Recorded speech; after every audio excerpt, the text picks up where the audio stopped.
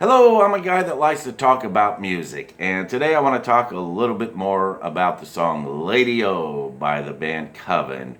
And it's a song that I really like that isn't well known at all. But yeah, it's a song that can make me go, ooh. I don't know if it was ever released as a single or not. If it was, it never charted. And if it wasn't ever released as a single, well, it should have been because it just sounds like something that would have been played a lot on the radio at the time.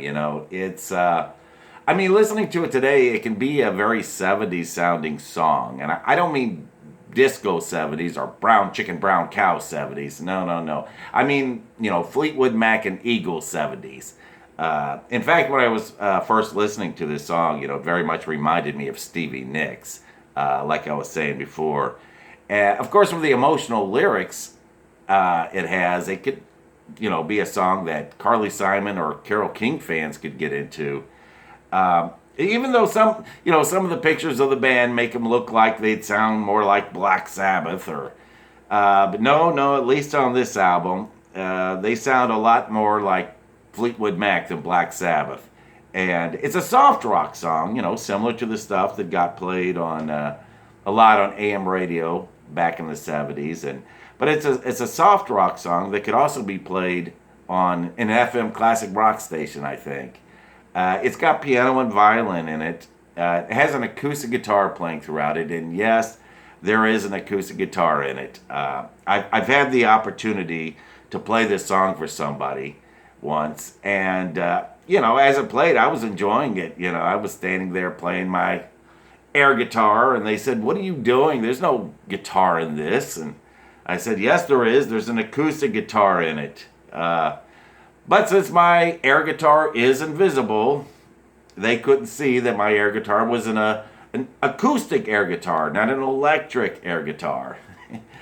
So yeah, there's an electric guitar there in the beginning. It's played in a slide style that makes it sound like a pedal steel guitar, and maybe there is a pedal steel guitar in it. I don't know. And because of that, it has a country rock flavor to it, I think.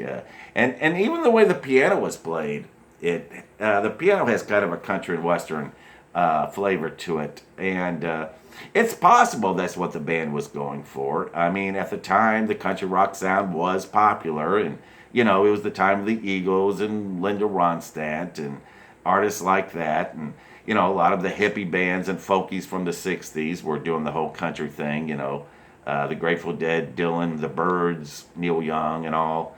Plus, Coven was a band that liked to experiment. You listen to their three albums they did in the '60s and '70s, and you'll hear influences of psychedelic rock, folk rock, theatrical musicals, hard rock, etc. And yeah, they were a band that liked to experiment and do different things, and so it's possible they were going for the country rock sound. And a little thing I also noticed about the song are the drums. I really like the drums on this song too.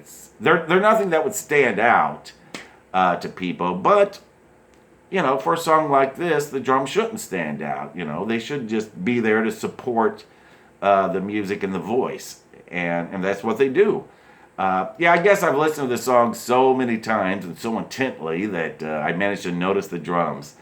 Yeah, I remember when I first discovered this song. I was reading a book that was all about Satanism, popular culture, and it was called Lucifer Rising, and I forget the name of the writer, but the part about the whole '60s psychedelic counterculture chapter talked a little bit about Coven, and there was a picture of them. And so out of curiosity, I looked them up and listened to them, and I actually liked them. I was surprised. I mean, I listened to the stuff from their first album, the Witchcraft album, and of course, because I had to listen to this song called Black Sabbath. Like, they did a song called Black Sabbath before Black Sabbath, And yeah, but I was surprised by what I was hearing. Of course, you're going to expect something a lot harder than it was, and but then I listened to some of their other songs too, and Lady O was the one that really stood out to me. I mean, the whole black magic occult stuff, that was just one thing they did on that one album.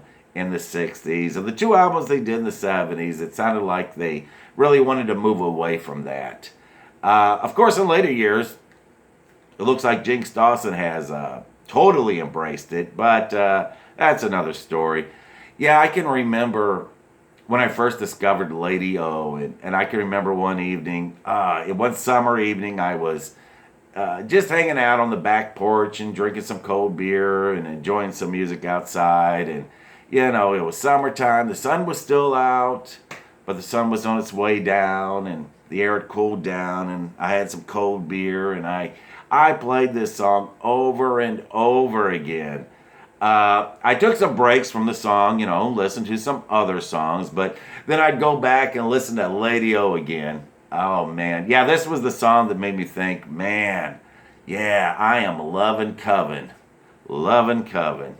and I still have some loving for Coven. In fact, I'd like to sit here and talk a little bit more about the band, and I'd like to talk a bit more about the song, why I like the song, and talk about the lyrics, because I think it's got some really good lines in it, and like, what the heck is a lady-o anyway? What does that term mean, lady-o? But yeah, I've got a real job to get to, so I guess I should get ready for that.